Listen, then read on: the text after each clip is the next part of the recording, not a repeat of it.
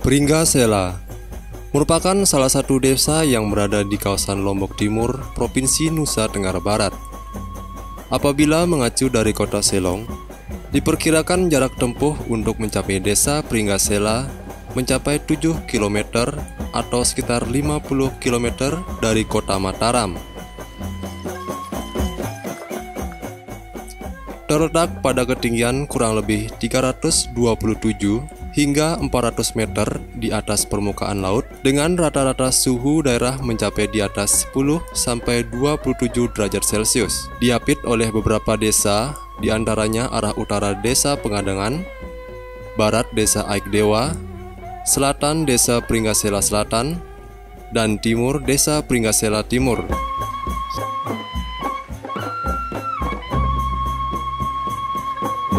Dengan jumlah penduduk mencapai 9.140 jiwa, sebagian besar menganut agama Islam. Dalam pergaulan, masyarakat menggunakan bahasa daerah yang tergolong rumpun bahasa Selaparang dan rumpun bahasa Taliwang atau Sumbawa. Dilihat dari segi bahasa, kata Pringgasela berasal dari kata pringga dan sela, yang memiliki makna pertama prajurit batu, dan kedua adalah bagian dari Selaparang atau keturunan Raja Selaparang. Perpecahan yang dialami oleh keluarga Raja Selaparang membuahkan salah satu pihak keluarga berupaya menyingkir ke Sumbawa. Mereka diterima oleh Raja Sumbawa dengan catatan bersedia membantu menumpas musuh-musuhnya. Menyadari sudah tinggal lama di Sumbawa, upaya menyingkir diakhiri dengan memutuskan kembali ke tanah leluhur. Dalam perjalanan kembali ke tanah leluhur, mereka ditemani oleh 44 orang yang terbagi dalam 4 kelompok dengan ketentuan yang lebih dulu menemukan tanah leluhur mewajibkan mencari kelompok lainnya. Hingga salah satu kelompok berhasil tiba di Pringgasela.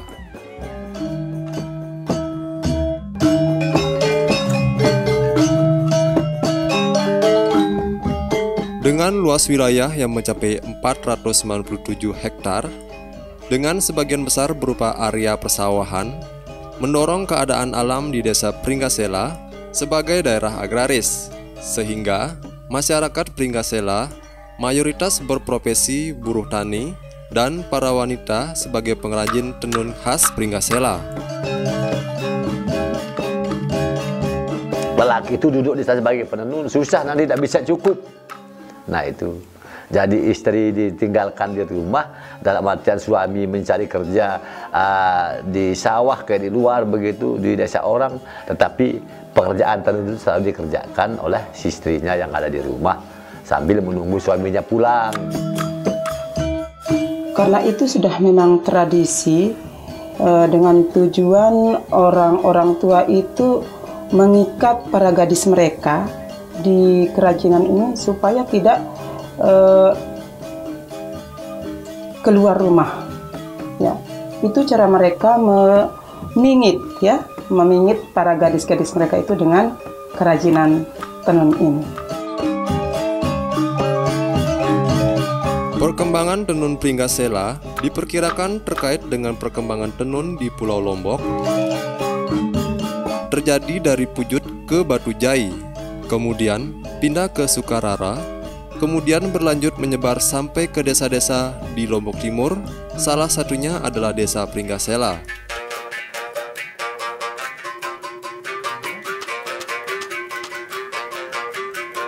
Diyakini oleh penduduk bahwa tradisi tenun di Pringgasela telah ada pada zaman Belanda. Bahkan sebelum penjajahan Belanda, tercermin dari adanya kain yang berumur ratusan tahun, serta penenun masih menggunakan alat tenun tradisional yang digerakkan dengan tangan, yakni gendongan, dengan beberapa bagian antara lain lampat jajak, terbuat dari kayu kelapa atau jenis kayu lain berfungsi sebagai tempat berdirinya jajak. Mangan jajak, terbuat dari kayu nangka, pada bagian tengahnya berlubang, berfungsi untuk memegang tutukan yang telah berisi rol benang yang didesain. Tutukan digunakan sebagai tempat gulungan benang yang telah didesain motifnya. Lelagan, balok kayu terbuat dari kayu kelapa yang berfungsi sebagai tempat kaki bertumpu. Lekot, alat yang terbuat dari kayu randu berbentuk semi busur, dengan bagian tengahnya berbentuk segi empat melengkung yang berfungsi sebagai sandaran untuk mengencangkan perangkat-perangkat lain pada waktu menenun. Apit dilengkapi dengan anak apit yang berbentuk sapu lidi yang ditempatkan di celah-celah lubang apit. Bentuk dari apit ini adalah segi empat yang digunakan untuk menggulung lembaran kain yang sebagiannya sudah jadi dalam proses. Belida, alat ini bentuknya seperti pedang yang fungsinya untuk menekan benang menjadi rapat dan padat. Kenapa bentuknya seperti itu? Supaya waktu kita masukkannya ke dalam benang itu tidak sampai memutuskan serat benang. Dan fungsinya juga itu bukan untuk itu saja. Kalau orang dulu katanya fungsi belida itu untuk senjata mereka pada malam hari, untuk berjaga-jaga. Suri merupakan alat yang terbuat dari irisan bambu yang sangat halus dan disusun rapi hingga berbentuk sisir panjang berbingkai pada kedua sisi. Suri ini digunakan untuk mengukur jarak benang secara merata, menentukan lebar tenunan, dan mempermudah keluar masuknya teropong. Pelting terbuat dari bambu berbentuk bulat lonjong, berfungsi sebagai tempat menggulung benang yang siap diproses menjadi sebuah kain.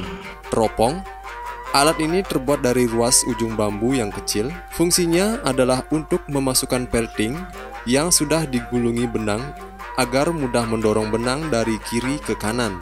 Penggolong terbuat dari bambu yang kuat, fungsinya untuk membatasi benang atas dan benang bawah atau persilangan. Tali gun atau tali gurun merupakan alat yang digunakan untuk mengikat benang-benang yang sudah didesain agar tidak mudah lepas.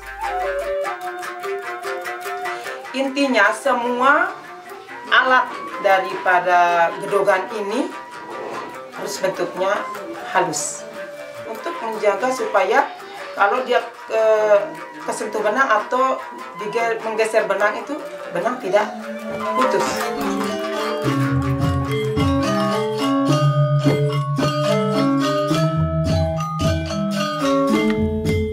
Pembuatan kain tenun Pringgasela diawali dengan mempersiapkan pembuatan benang. Berikut pembuatan sat warnanya. Membuat serat itu namanya memintal. Kemudian membuat serat benang dari serat paling kecil sampai yang pelungsannya itu namanya miser. Bahan membuat benang berasal dari kapas, kulit kayu, serat pisang, serat nanas, dan daun palem. Namun, kini benang bisa dibeli dari penjualan di sekitar desa Pringgasela. Sebelum pewarnaan, benang diolah terlebih dahulu.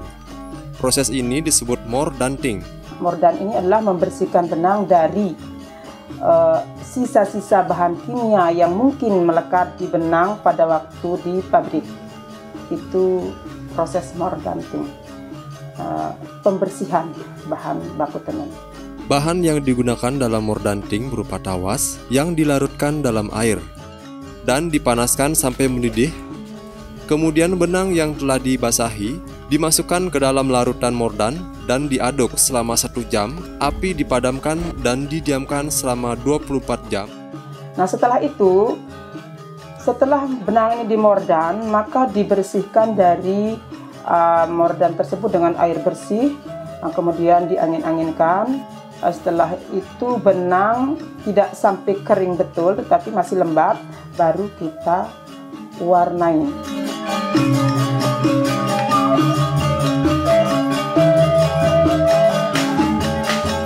Sambil menunggu proses mordanting selesai, biasanya pengrajin melakukan proses ekstraksi bahan-bahan alami dari tumbuhan untuk mendapatkan sat warna. Ya, bisa dibilang dari sejak dulu sampai sekarang juga, mereka itu selalu memakai pewarnaan alam, natural. Ya. Adapun prosesnya itu, kalau dulu sudah saya bilang tadi itu, dengan mereka memperoleh pewarnaan itu dengan cara diperoleh dari hasil haluat. Tetapi sekarang untuk kelanjutan yang sekarang ini kami melanjutkannya dengan mempelajarinya dari hasil ataupun dari percobaan-percobaan yang selama ini sering kami lakukan. Untuk warna biru didapat dari daun pohon indigo atau dikenal juga pohon tarum atau nila. Khusus pohon nila ini prosesnya itu spesial prosesnya, tidak sama dengan pewarnaan-pewarnaan yang lain. Untuk menghasilkan warna hijau, bisa menggunakan bahan baku dari daun mangga. Proses ekstraksi dari daun mangga diawali dengan memetik daun mangga yang agak tua, selanjutnya dipotong kecil-kecil. Kalau kita memakai ukuran 2 kilo daun, maka airnya harus 10 liter, kemudian ditambah dengan 2 kilo tawas, kemudian 2 kilo benangnya. Kalau kita mewarnai benangnya itu harus dari 2 kilo benang. Rendaman daun mangga direbus dengan panci dari stainless dan diaduk secara merata selama perebusan. Setelah dirasa cukup, daun mangga diangkat sehingga hanya tersisa cairan warna dari daun mangga. Proses pencelupan dilakukan dengan memasukkan benang yang telah dimordanting sampai kain berubah warna, selanjutnya diangin-anginkan. Benang kita angin-anginkan dulu setelah kita angkat dari air pewarnaan, tidak begitu kering seperti tadi, agak lembab, baru kita fiksasi namanya. Fiksasi ini istilahnya adalah finishing dari pewarnaan tersebut. Nah, finishing ini atau fiksasi ini kita lakukan dengan 3 bahan atau 4 bahan juga bisa, tetapi harus kita melakukannya satu persatu tanpa kita mencampur bahan-bahan tersebut. Untuk mengikat warna pada benang, proses ini disebut fiksasi.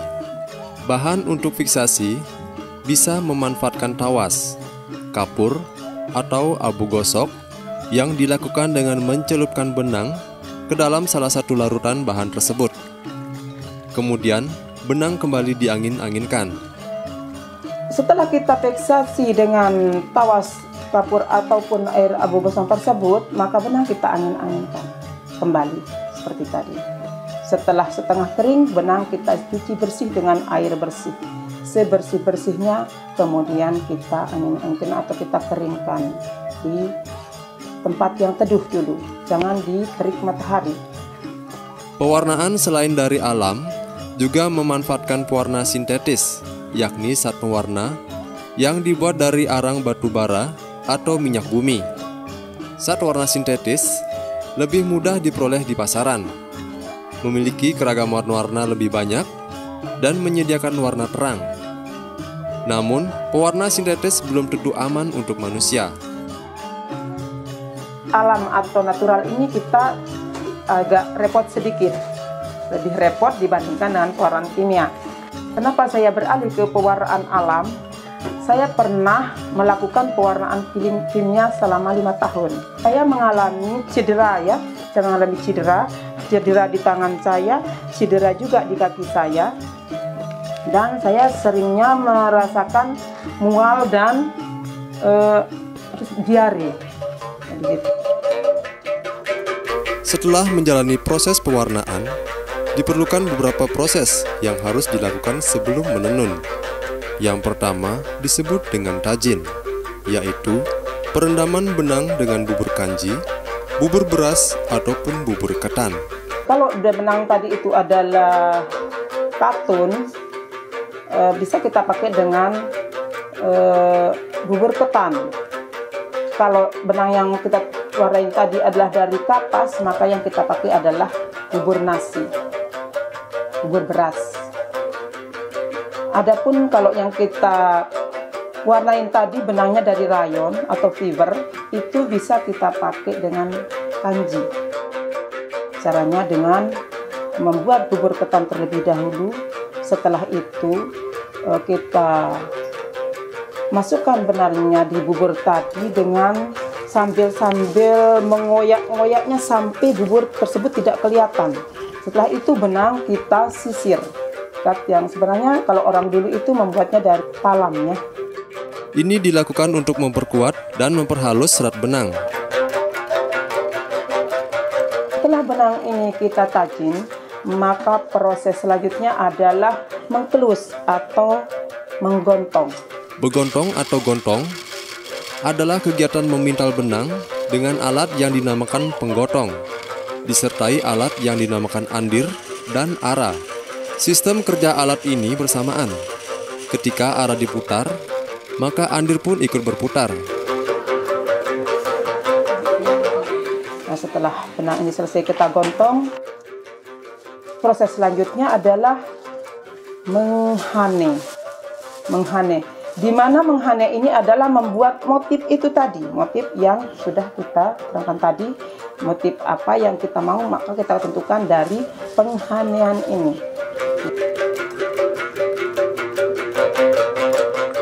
Proses ini merupakan penyusunan benang pada alat yang bernama anik dan bekerja sama dengan alat yang bernama erek-erek. Untuk membuat kain tenun, pengrajin telah memikirkan dan menentukan paduan warna yang akan dipakai dan disusun sejak awal dari proses merangkai warna benang dalam gigi anik. Nah, setelah penghanean ini selesai kita proses, maka kita akan melakukan proses selanjutnya itu tusuk suri. Tusuk suri ini adalah memasukkan benang satu persatu ke dalam lubang suri atau sisir.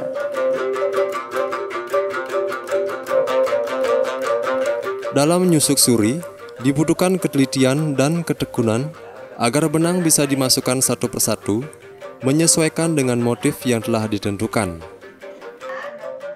Setelah itu, setelah semuanya kita selesai lakukan tusuk surinya, maka kita akan melakukan proses selanjutnya, yaitu menggulung lusi.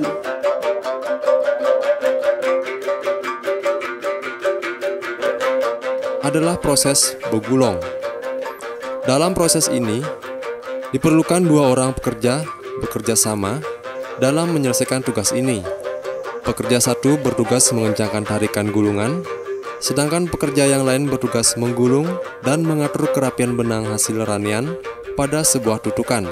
Apabila salah dalam proses ini, akan menyebabkan panjang hasil ranian tidak rata, sehingga susah dalam penenunan. Setelah proses penggulungan selesai, maka tenun atau bertenunnya atau nyeseknya kita mulai.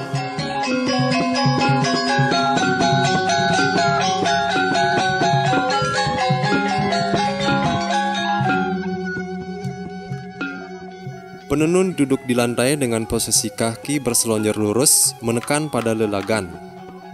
Punggung penenun bersandar pada lekot, disertai tali lekot dikaitkan pada apit. Pada posisi ini, memudahkan penenun mengencangkan benang pada waktu menenun. Kekuatan tubuh pengrajin sangat dibutuhkan untuk mendapatkan kain tenun yang rapat dan kuat. Tetap lurus dan tetap sejajar, tetap lurus sehingga hasilnya itu tidak panjang sebelah. Umumnya, penenun kain pringgasela menggunakan teknik tenun sederhana atau teknik tenun polos. Masing-masing benang lungsi, yakni benang tenun yang disusun sejajar memanjang dan tergulung pada tutukan, saling menyilang naik turun secara bergantian dengan benang yang disisipkan secara horizontal atau disebut dengan benang pakan.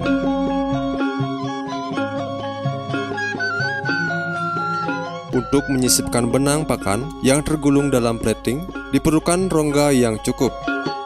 Untuk itu, tali gun digerakkan ke atas, sehingga terbentuk rongga. Agar rongga tetap terbuka, terlebih dahulu dimasukkan belida ke dalam rongga dan dilanjutkan dibuat posisi menjadi tegak.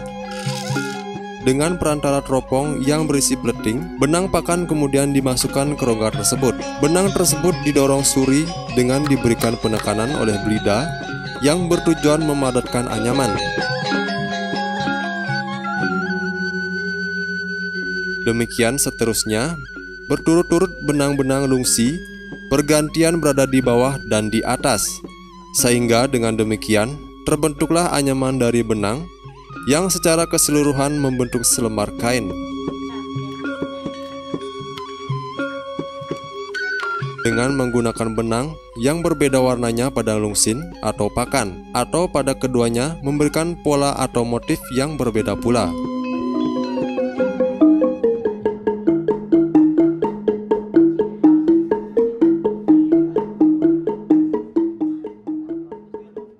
Motif kain tenun Pringgasela memiliki ciri khas sendiri. Pada umumnya, memiliki motif bergaris memanjang. Motif kain Pringgasela merupakan warisan sejak awal kemunculan budaya tenun di Pringgasela. Bahkan motif kain tercipta dari proses bersemedi atau mengambil cerita dari kehidupan masyarakat pada zaman itu. Selain itu, beberapa motif diyakini memiliki khasiat untuk pengobatan. Motif kain tenun Pringgasela itu banyak sekali ya motif-motif yang diwariskan oleh nenek moyang itu banyak sekali, tetapi yang kami proses sampai saat ini kurang lebih ada 8 motif. Motif-motif khas itu antara lainnya yaitu motif pancor boros yang sampai saat ini tetap kita proses karena mengingat manfaat dan fungsinya, yaitu dalam bentuk ikat pinggang yang dipakai pada waktu selesai melahirkan. Motif pengantin mandi namanya. Ya, motif ini biasa dipakai itu untuk pengantin yang dimandikan selesai acara resepsi perkawinan. Ya. Sarim nanti. Ya, sarim nanti. Motif ini banyak sekali peminatnya. Motif pasung juga tetap kita buat karena banyak peminatnya. Motif osap ini ada nilai mitos di sana karena menurut orang-orang tua itu untuk pengobatan penyakit kulit. Motif dulang mas yang ini masih ada yang kita simpan, yang tadi yang umurnya sudah beratus tahun itu, ini namanya motif dulang mas. Di mana motif ini dipakai pada acara makan pengantin karena suguhannya itu dari dulang, setelah orang situ namanya dulang. Hanya dibuatkanlah dia sebuah motif yang namanya motif dulang mas. Ya, di mana kedua mempelai itu berhadapan, maka disebutlah dengan dulang mas berandangan namanya. Motif apit bangke namanya, tetap kita buat juga sampai sekarang, khusus untuk anak-anak mereka yang kakaknya meninggal dunia dan adiknya meninggal dunia, maka dibuatkanlah jadi sebuah motif yang namanya motif apit bangke untuk tolak bala. Langit-langit. Adapun dengan motif ini tidak pernah kita buat lagi karena prosesnya sangat rumit. Pernah saya coba membuatnya tapi rumit sekali, tetapi tetap ada karena fungsi dan tujuan orang membuatnya dulu itu sangat-sangat dibutuhkan oleh masyarakat. Akhirnya sampai saat ini masih ada yang mungkin umurnya juga sudah beratus-ratus tahun dan itu sudah diyakini itu untuk pengobatan dan selalu dipakai dalam acara ritual, yaitu pada acara kematian.